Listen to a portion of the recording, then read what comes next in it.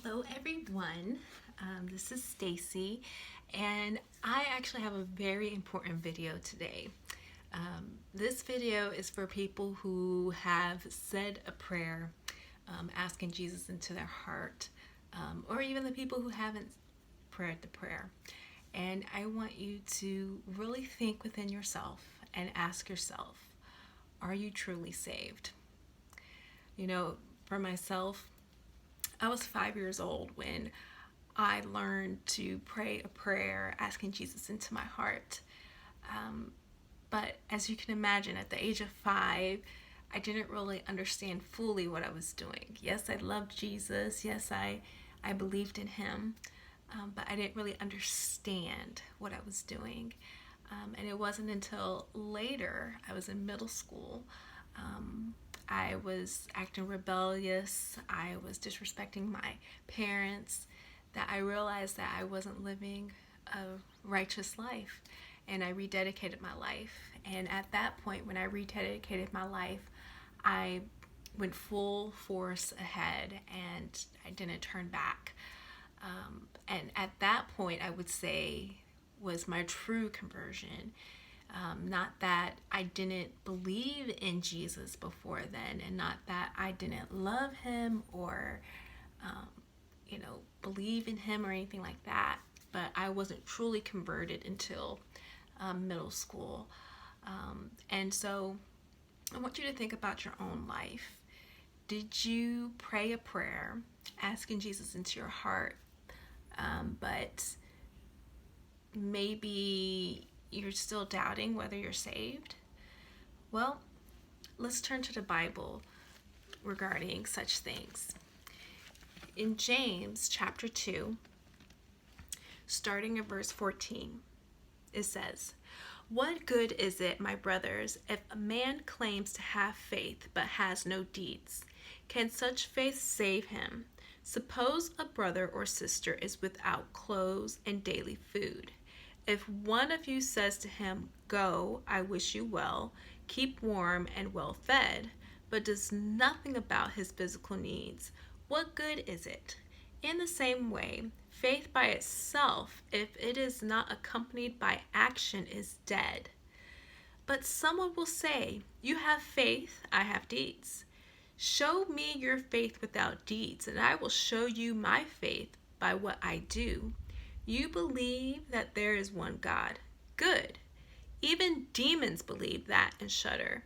You foolish man, do you want evidence that faith without deeds is useless? Was not our ancestor Abraham considered righteous for what he did when he offered his son Isaac on the altar? You see that his faith and his actions were working together, and his faith was made complete by what he did. And the scripture was fulfilled that says, 'Abraham believed God, and it was credited to him as righteousness, and he was called God's friend.' You see that a person is justified by what he does, not by faith alone. In the same way, was not Rahab the prostitute considered righteous for what she did when she gave lodging to the spies and sent them off in a different direction? As the body without the spirit is dead, so faith without deed is dead." So, pretty deep. It states in James that, you can have faith. It's good to have faith. But having faith alone, it doesn't matter. Because even demons believe in God and they shudder, but they have no deeds. So if you believe in God and you say you have faith, you pray, you believe in Jesus, maybe you even go to church regularly, maybe you read the Bible. But if you have no deeds, it means nothing. I know for myself, I can speak based off of me. When I said my prayer when I was 5 years old, I believed in God. I believed in Jesus. I believed in him my whole life from, that point on.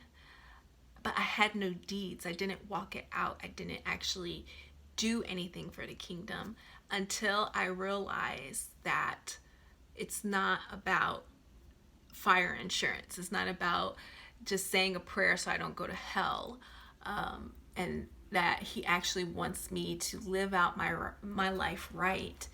And I was convicted. I felt bad about the things that I was doing. I felt bad, and I knew that I wasn't living the way that he had called me to live. I felt bad. I will say that bad company corrupts good character. So if you surround yourself with people who are not saved, who are not actually living out the life, that can influence you. At a young age, when I was in middle school, I was hanging out with people who weren't living out, the righteous life. Not to say that they weren't saved or anything like that. I don't know their walk. I don't know where they were, but I do know that they weren't living out the life that was called, and it tempted me. I not that I fell like very far off. I thank God for that, but I wasn't living the way that God wanted me to live during that time. And I felt convicted, and I remember going and rededicating my life, and then going back to school. My friends, or so-called friends, thought that I changed. They're like, oh, she thinks she's too good for us, because I stopped hanging out with them, because the things that they were doing, the way that they would talk, the things that they thought were cool, I didn't personally feel that would benefit me in my spiritual walk. And so I stopped hanging out with them. Not that I felt that I was better than them. I just was now serious about living out my life. And so when I studied this recently, the book of James, it came to revelation to me that I was this person, that I had faith in God. I believed in him, but I had no deeds until I felt convicted. And then when I had the conviction, then I actually started serving, and I started getting involved in my church and actually living out my life.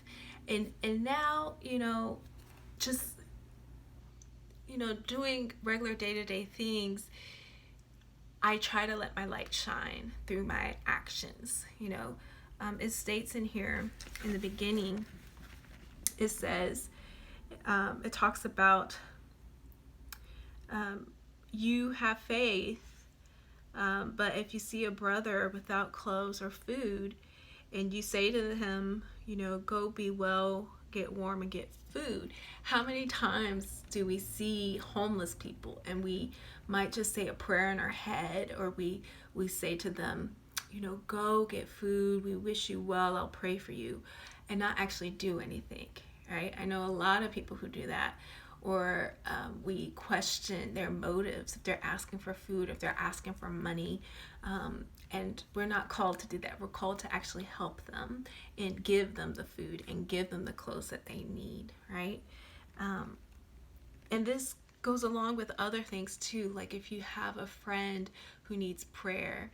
I know on Facebook a lot of times people post when they lose loved ones, or if they're sick, and someone will say, I need prayer, and people will put those symbols, the prayer hand symbols, or they'll say, I'll pray for you. How many of those people actually pray for those people? The true believer will not just say it, but they will actually do it and live it out and actually pray for them. And so when you have a true conversion, you will start changing the way that you act. You will start living and trying to help people. Now, I think it's very important to say that the deeds themselves do not save you. you don't get saved by being the most righteous person going around and helping people. You don't get saved by being Mother Teresa or, the people that we know that have done a lot of good things. The faith is what saves you. But the evidence that you are saved and the evidence that you have the true faith is through your actions. So, it talks in here about Abraham. Abraham was tested, right? If you're not familiar with the story of Abraham, Abraham was asked to sacrifice his son. This was to test to see if he believed what God said to him. God had told Abraham beforehand that he was going to use his son as the means to build nations, right? And so the fact that God asked him to sacrifice him and kill him was a test of his faith. Does he believe that God means what he said when he said that his son Isaac will actually be, the offspring that will bring forth all of these nations, or not? So it was a test of faith, and he believed God, that he was willing to actually sacrifice his son, and he put him on the altar, and he was about to sacrifice him, and God stopped him, and he said, okay, I now believe that you truly believe in me and you have true, genuine faith. And so he didn't just say he had faith in God. He didn't just say he believed in God. He had to work it out. He had to do deeds. He had to put action to his works. And it says that,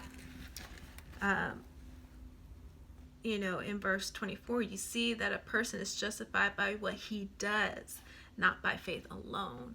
So your actions, not just saying it, not just believing it in your heart. You have to actually act it out and do things. And this can be pertinent to anything regarding your faith walk. God will always push you in your faith. He will push you to see if you will trust him and believe in him. If he has said in his word different things to you, he will push you and test you in that, so that way you will grow in your faith. Okay, Rahab was another example that was given here. Rahab was a prostitute. If you think of a prostitute, you don't think of someone who is saved, right?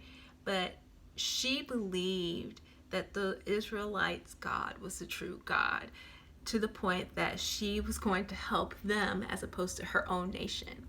So if you think about it, like, someone in your own nation, I'm in America, and let's say we have our own gods that we worship, and then you have someone from another nation, let's say it's Israel, and Israel worships the true God, and I decide to have nothing to do with my nation, but I'm going to take on Israel's God and submit under here. That's a big thing if you think about it. That's like treason in a sense, right?